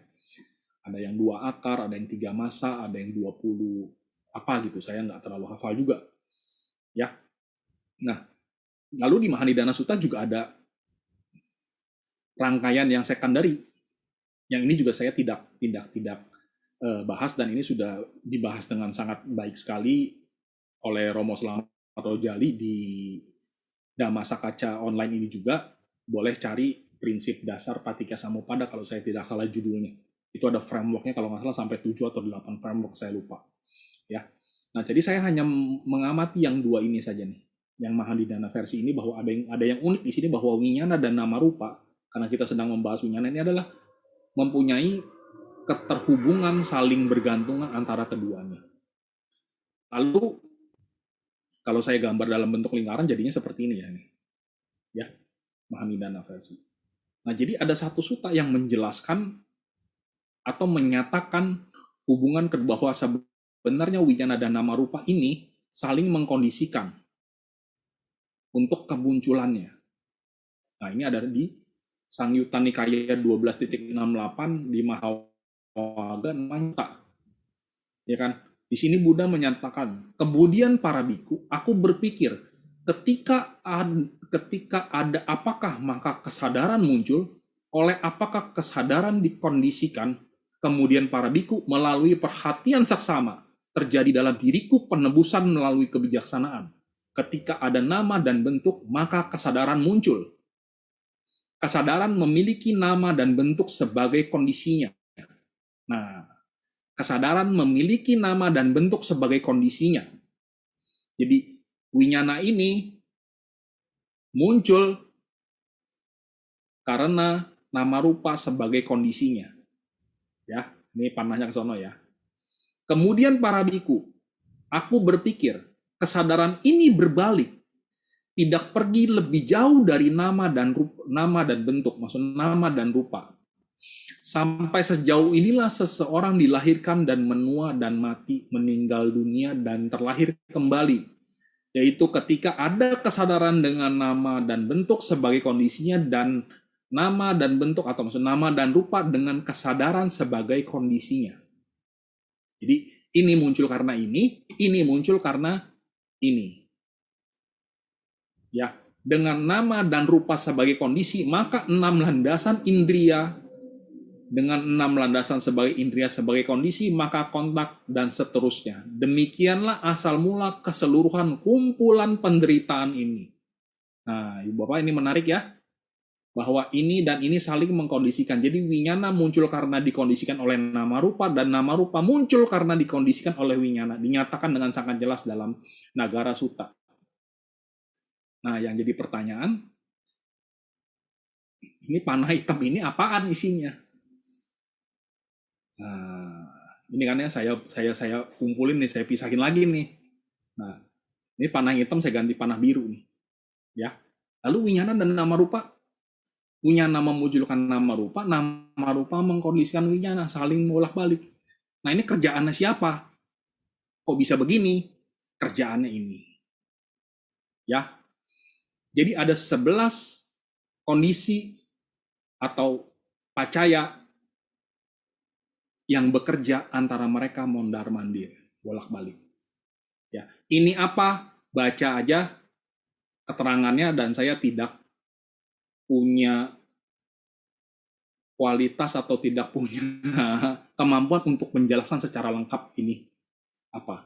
Saya hanya tahu sedikit lah, Ya, ini pacaya ada di mana? Pacaya ada di Abhidhamma Sanggaha, saya baca di bukunya Pak Pandit. Ya, total sebenarnya ada 24.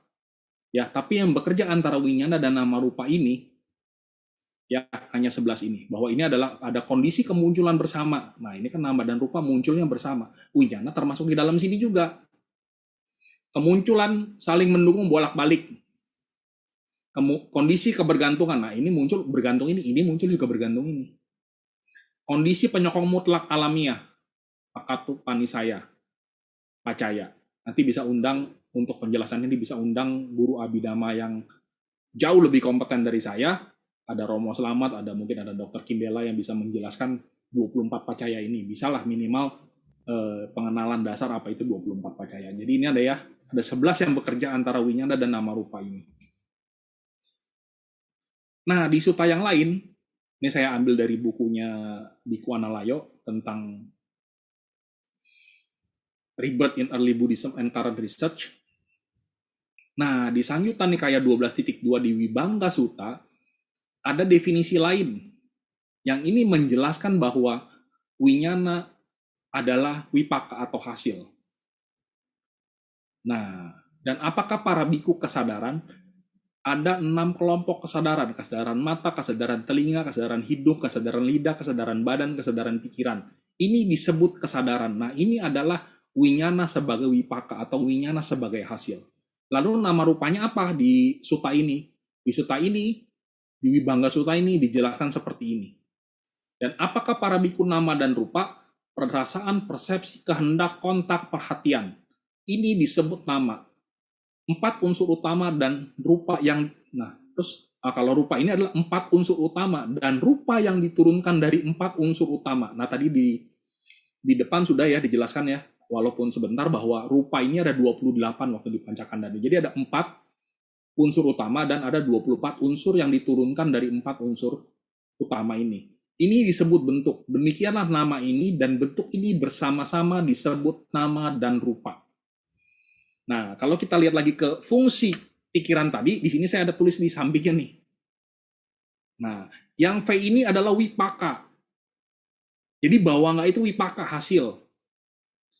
Melihat, mendengar, mencium aroma, mengecap rasa, sentuhan fisik itu hasil. Hasil maksudnya apa? Nah, kita bisa melihat karena apa? Karena buah kama. Jadi kalau misalnya nanti hasil dari hasil kama kita atau wipaka hasil kama kita untuk melihat habis.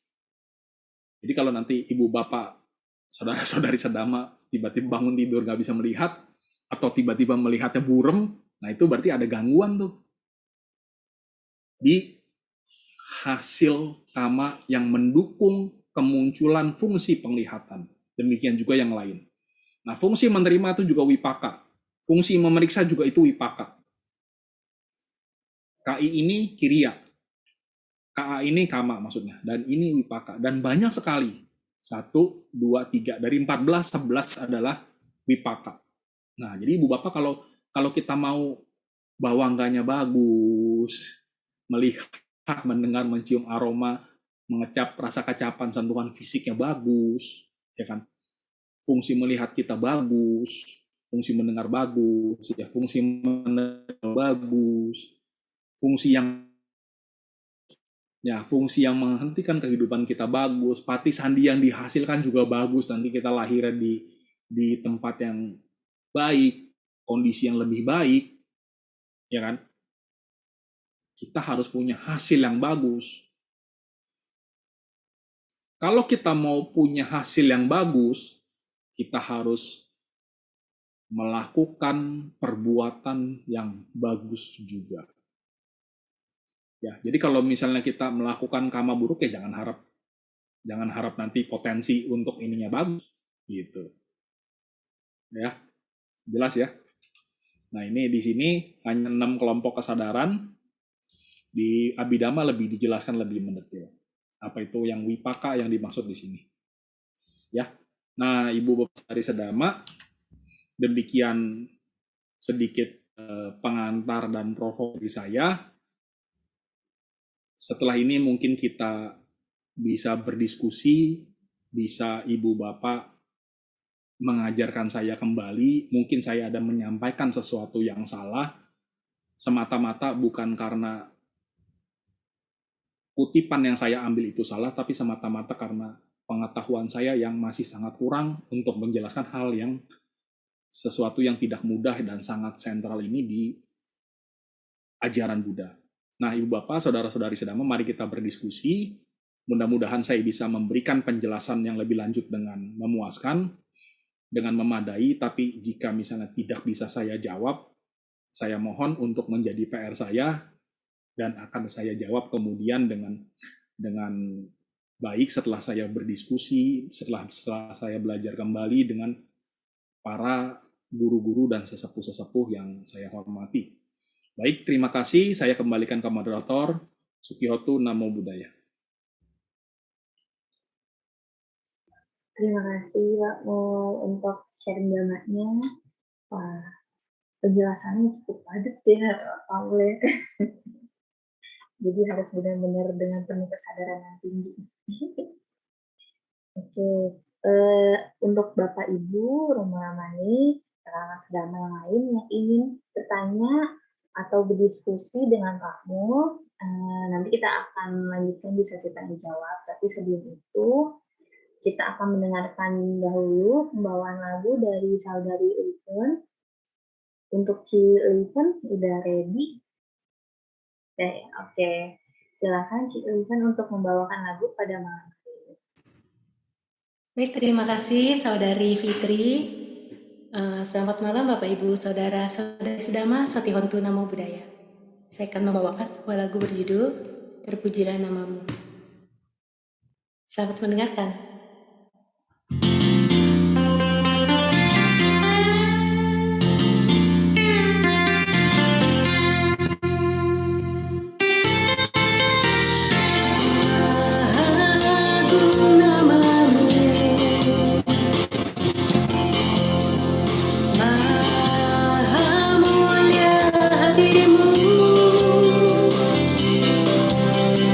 Rela berkorban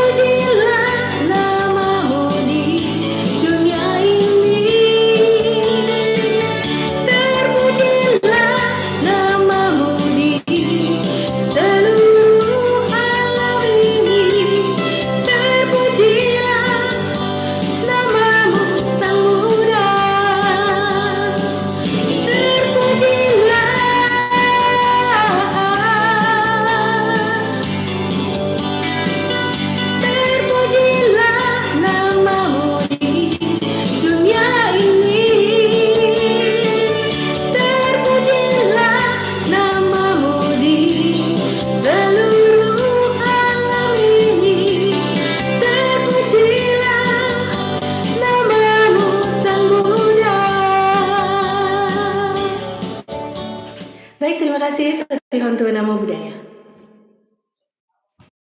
Satihontu Namo Buddhaya. Terima kasih Ci Liven untuk performance-nya pada malam hari ini.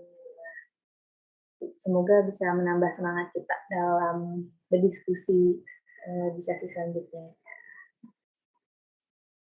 Oke. Selanjutnya kita akan memasuki sesi tanya jawab untuk Bapak Ibu rekan sedama Romo Ramani yang sudah memiliki pertanyaan, ingin berdiskusi dengan Pak Mulyadi, boleh langsung berkomentar di kolom chat Zoom meeting maupun di kolom chat live streaming. Kita coba cek dulu ya.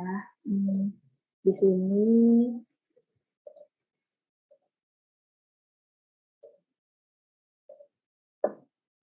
ada yang bertanya dari Ibu, Pak Mu, dari Pak Wahidin Yohan. Selamat malam Pak Mulyadi. Mohon penjelasan yaitu cita dengan sati sampajana, bagaimana perbedaannya? Sati diperlukan saat meditasi, jalan, ataupun duduk. Sedangkan cita peranannya di mana pada saat melakukan hal tersebut. Itu mungkin pemahaman dari Pak Wahidin Yohan. Terus berdasarkan experience-nya nih, Pak Wahidin pernah mendapat komentar seperti ada 2 orang pada saat memikirkan masalah, yaitu ada yang bilang cara yang ini yang benar dari cara yang tadi yang benar gitu. Apakah itu winaya kah Pak Mo?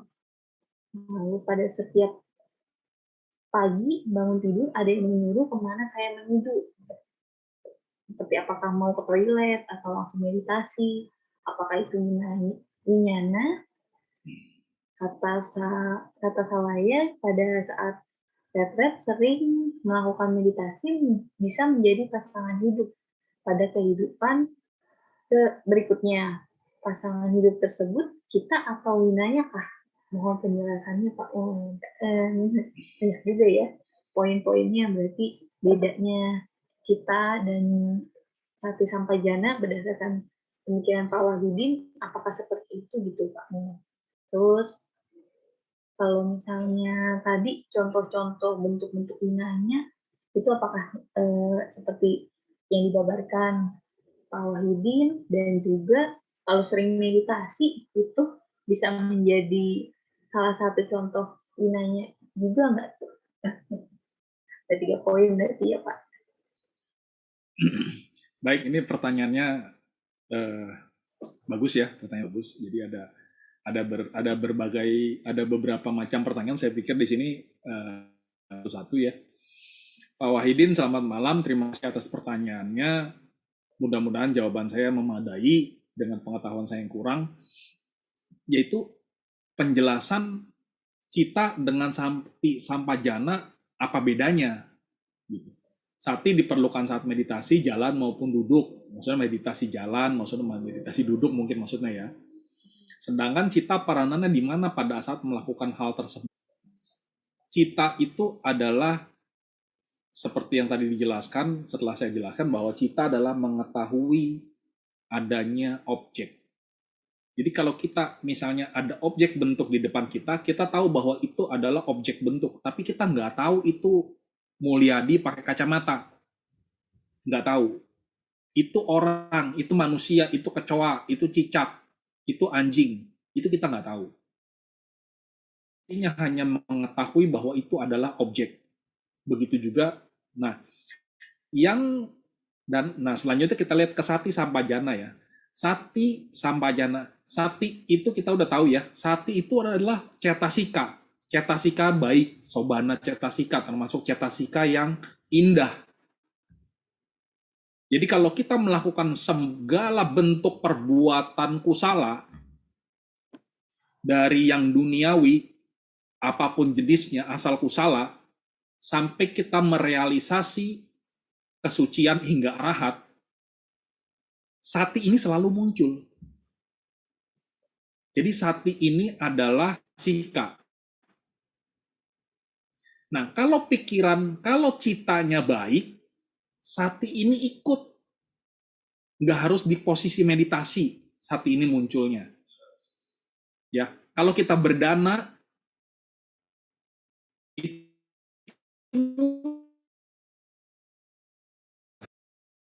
itu saya salah, mohon dikoreksi. Kalau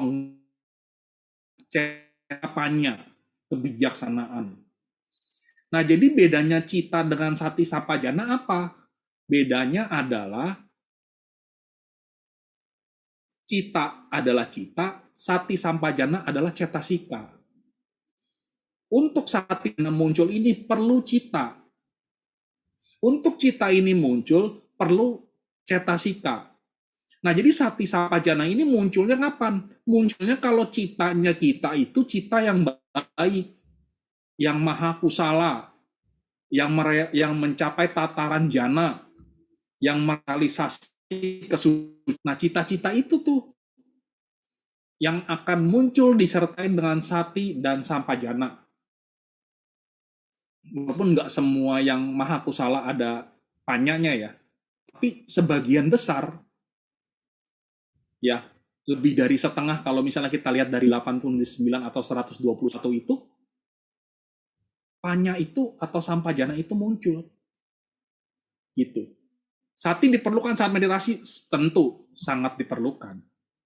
Mengetahui nafas masuk, mengetahui nafas keluar, mengetahui saya sedang menarik nafas panjang, mengetahui saya sedang menghembuskan nafas panjang, atau saya mengetahui perut sedang kempis, perut sedang mengembang, ya kan?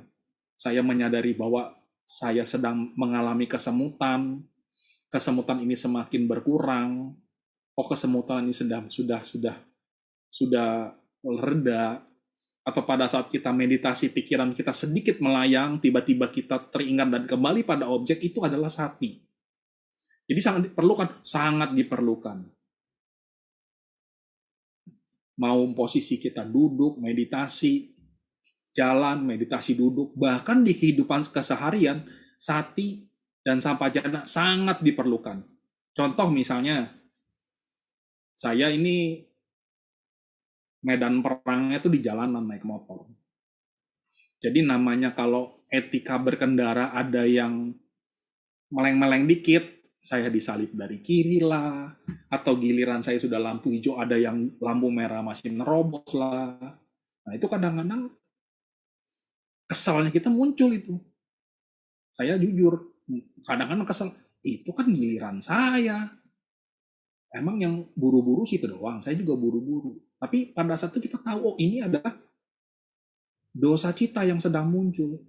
Ini tidak baik. Ini harus dilepaskan, ini harus dibuang. Dan saya harus mengubah kemunculan cita yang tadinya dosa cita dengan sesuatu yang baik. Dengan mendoakan misalnya, oh ya sudahlah, mungkin urusannya yang dia lebih penting daripada urusan saya mungkin. Sehingga dia terburu-buru. Mungkin ada urusan yang sangat mendesak yang harus diselesaikan duluan. Saya mungkin lebih bisa menunda. Itu kerjaannya sati. Menurut saya, harusnya nggak salah ya. Itu kerjaannya sati. Jadi sati juga diperlukan. Nggak hanya waktu kita duduk meditasi, memperhatikan nafas keluar masuk atau kembang kempis perut. Iya, butuh sati. Misalnya kita cuci piring. Nah, ya kan kita sadar, oh kita sedang memegang piringnya, sedang menyalakan keran, sedang mengambil sabutnya, cuci piring, menuangkan sabun, lalu kita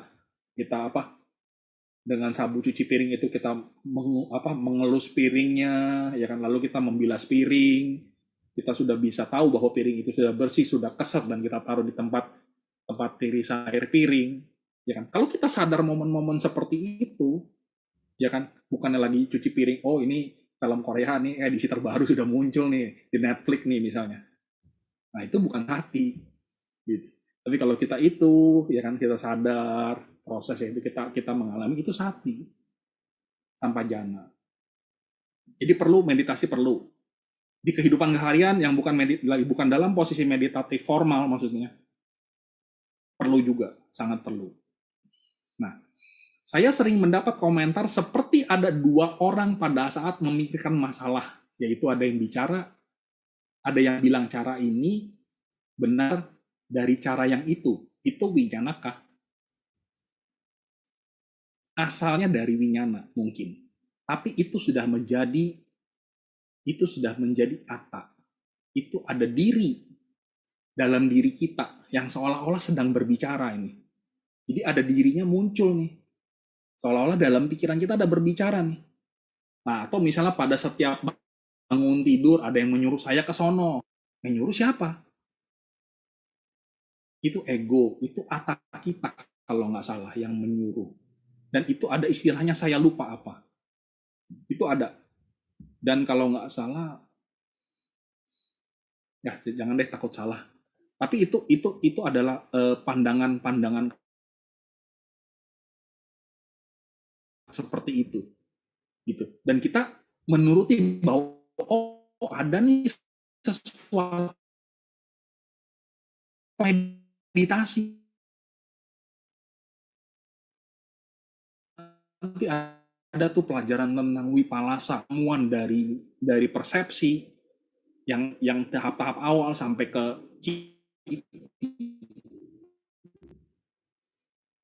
Nah, kalau udah ke diti itu biasanya sudah terpandangan tentang adanya aku yang menyuruh ini, yang menyuruh itu, ya kan? Nah, itu nanti dibahas dengan sangat detail kalau Pak Wahidin Johan mau baca Mula Pariyaya Sutta. Itu sangat jelas dan sangat detail bagaimana kok sesuatu yang nyuruh itu bisa ada, gitu. Asalnya dari mana? Kok bisa tiba-tiba ada sesuatu yang nyuruh saya ke toilet, yang nyuruh saya meditasi, kalau lalu bangun tidur nyuruh saya kemana gitu, atau saya melakukan apa dulu seolah-olah ada yang berbicara, seolah-olah ada yang memerintahkan saya. Nah itu Pak Wahidin Johan boleh belajar tentang Mula Pariyaya Sutta. Di sana dijelaskan dengan sangat bagaimana bisa muncul itu. Nah, kalau kata saya Lai pada saat retret sering melakukan meditasi bisa menjadi pasangan hidup pada kehidupan berikutnya. Nah ini saya agak ambigu, saya nggak berani jawab soal ini. Mohon maaf, yang dimaksud dengan pasangan hidup ini apa? Pasangan hidup istri kita kah? Atau pasangan hidup yang siapalah? Ataukah mungkin cinta lama tidak bersatu, nanti kita berharap untuk bersatu di kehidupan selanjutnya karena meditasi? Saya nggak berani jawab karena saya nggak tahu, terus terang. Jadi mohon maaf Pak Wahidin Johan, semoga jawaban saya memuaskan dan memadai. Kalau misalnya belum, boleh kita diskusi lagi. Terima kasih.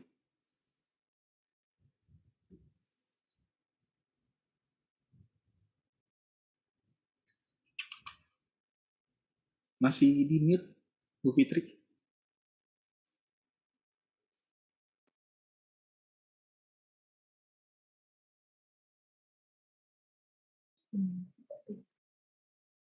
Halo?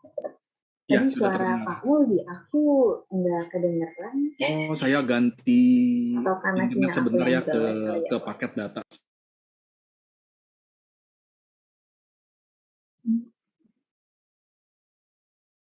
Tadi sih nggak unmute juga. Cuman emang suaranya nggak kedengeran di aku.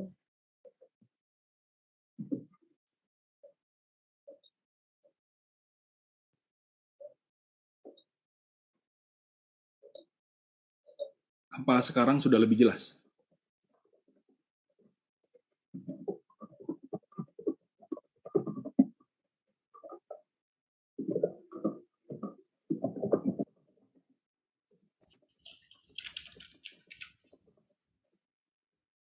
Sekarang suara saya sudah jelas?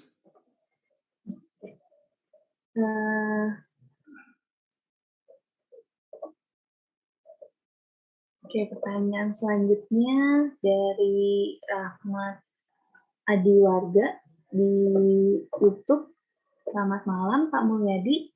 Menurut saya, Sakaya Diti sulit ditembus karena sejak kita kenal bahasa untuk mengungkapkan ide, kita menggunakan kalimat yang memiliki subjek, objek, keterangan pemilik, dan sebagainya. Contoh, saya sudah memberitahu Amir bahwa saya bahwa ini adalah buku milik saya. Wah, udah ada ini. Yang hendak kita tembus adalah konsep konvensional yang sudah lumrah kita gunakan. Terima kasih. Wah.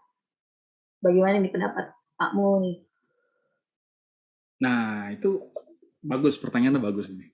Nah, tadi Pak Rahmat Adiwarga sudah tahu kan ya, sebenarnya sudah tahu jawabannya itu. Terakhir kita harus menembus konsep apa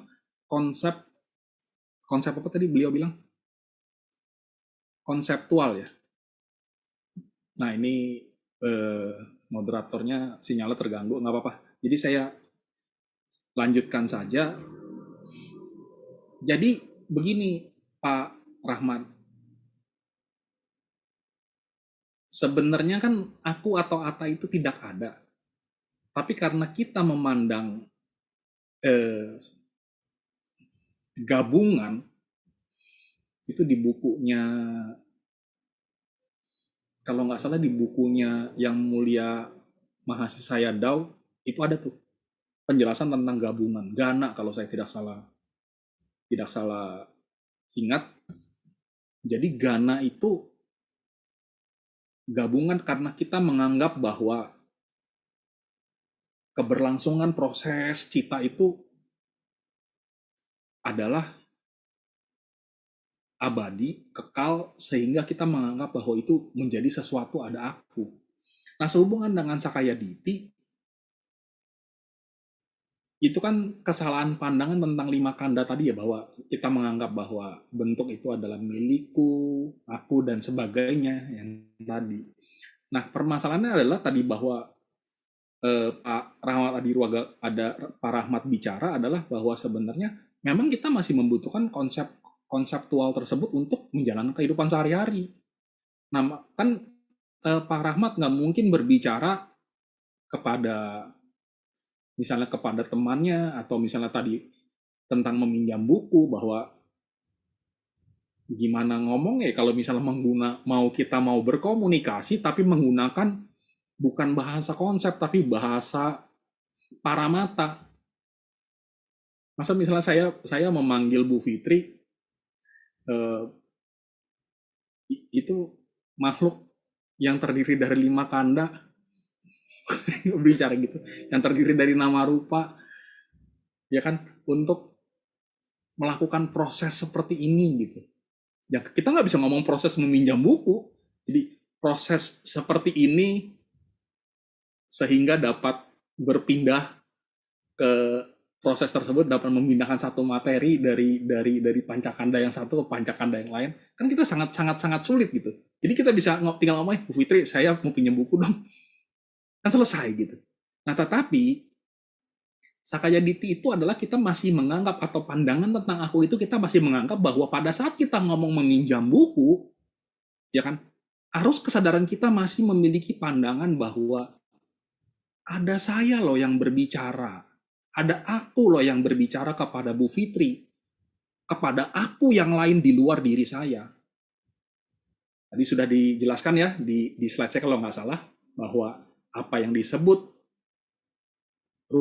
rupa kanda itu adalah jauh, dekat, masa lalu, masa sekarang, masa akan datang, internal, eksternal, halus, kasar, indah, kurang indah, apa segala macam, kalau saya tidak salah ingat. Ya, pada saat kita berbicara menggunakan konseptual, menggunakan ada pandangan tentang seperti itu. Pandangan aku yang mengatakan bahwa ini aku loh yang mau meminjam buku. Sama seperti misalnya kita berdana, ya kan? Kita juga mungkin masih berpikir bahwa aku loh yang berdana. Aku yang memasukkan uang ini ke dalam misalnya kantong dana atau kotak dana. Tetapi bisa nggak misalnya kita mulai mengurangi pandangan tentang aku ini, walaupun kita melakukan tindakan konseptual atau kita berbicara konseptual, boleh saja misalnya saya mau berdana.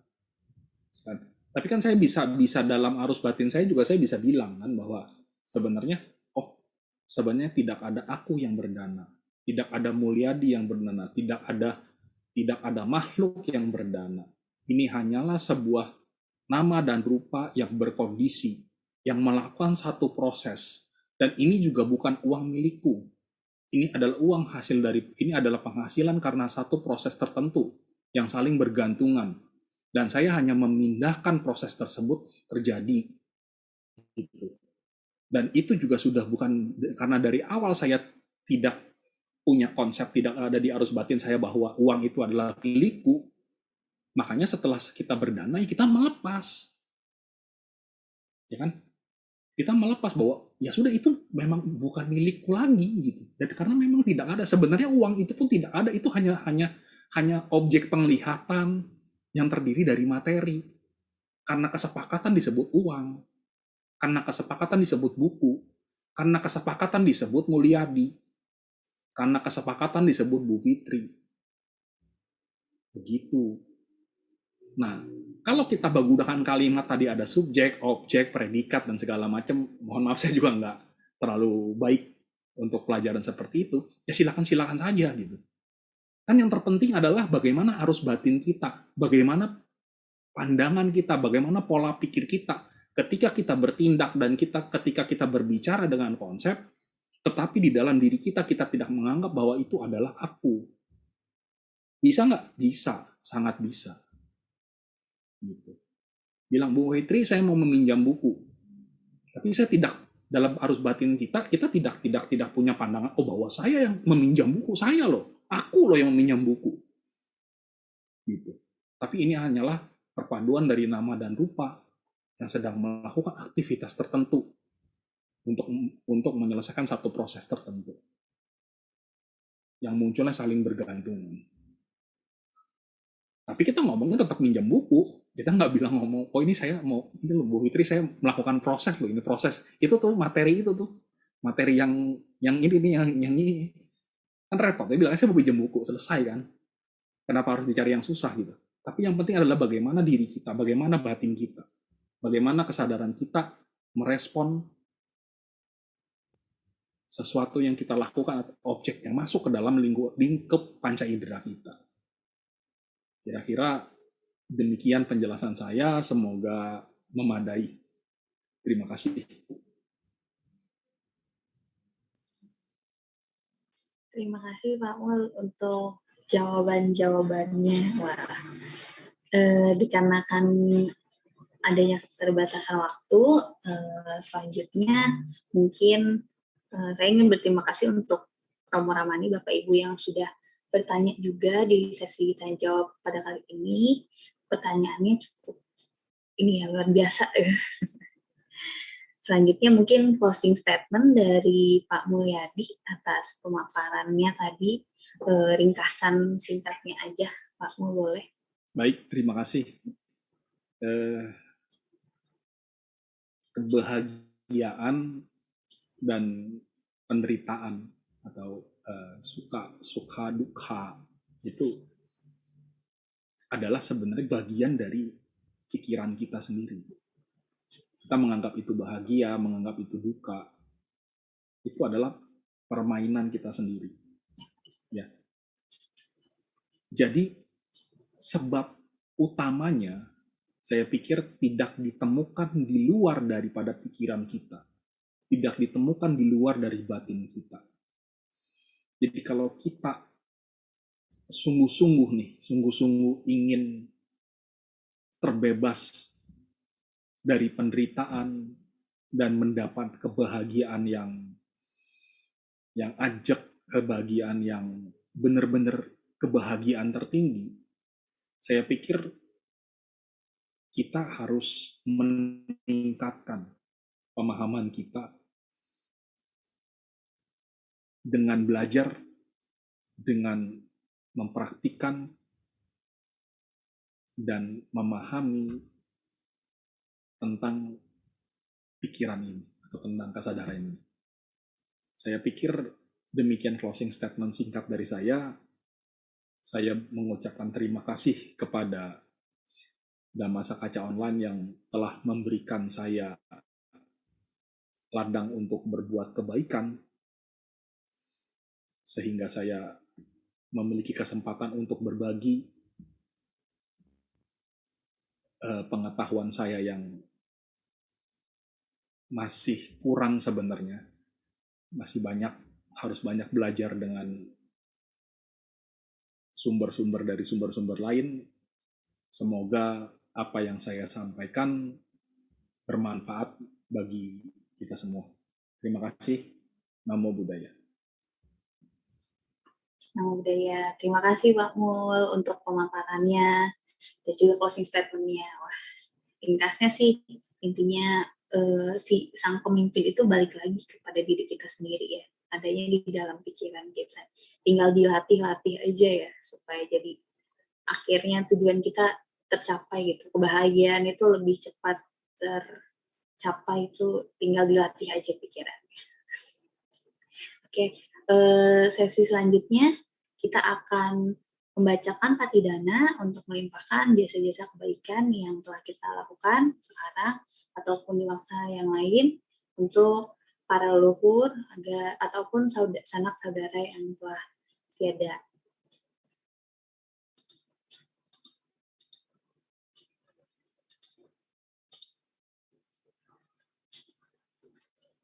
Patidana akan saya pimpin. Mari Bapak Ibu, meramani rekan sedama, kita persiapkan rangkapan kedua tangan kita. Punya sidan nikatasa yananya nikatan hinme te sanca bhagino hontu satananta pamanaka ye piya gunawanta ca mayang mata pita dayo ditta me capya dithawa anye maja tawerino satta titan tilokasmi te bunga catuyo nika pance kaca tuwo kara samsaranta bawa bawe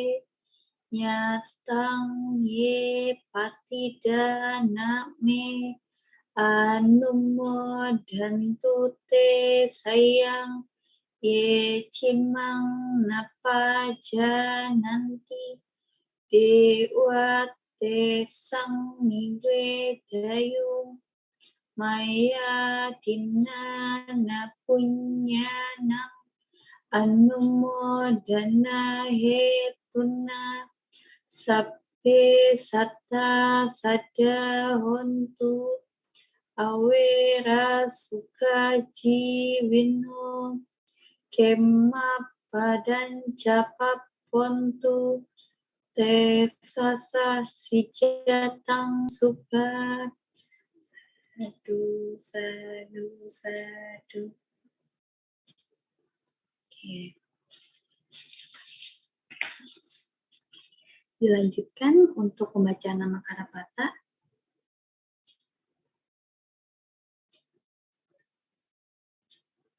Kita tutup Dhamasa Kaca Online ini dengan membacakan nama Karapata secara bersama-sama. Arahang Samma Sambuddho Bhagawa Buddhang Bhagawantang Abhiwademi Swakato Bhagawata Dhammo Dhammang Namasami Supatipanno Bhagavato Sawaka Sangho Sanghang Namami. Oke, selanjutnya kita akan melihat pengumuman bisa kita lakukan baik dalam bentuk bedana maupun mengikuti acara-acara Dhamasa Kaca Online di episode berikutnya.